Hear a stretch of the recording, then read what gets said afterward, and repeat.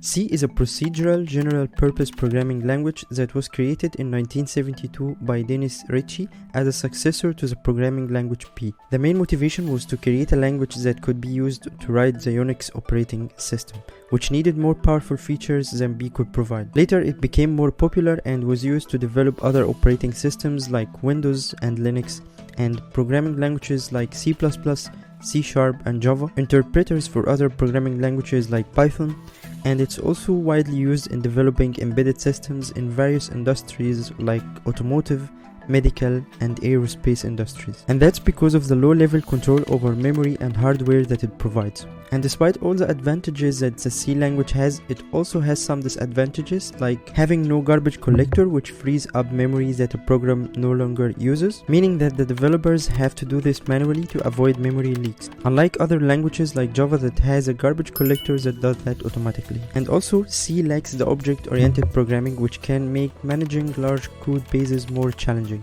And this was one of the reasons of developing C++ that extended the C and included many useful features that were missing in C, like the object-oriented programming.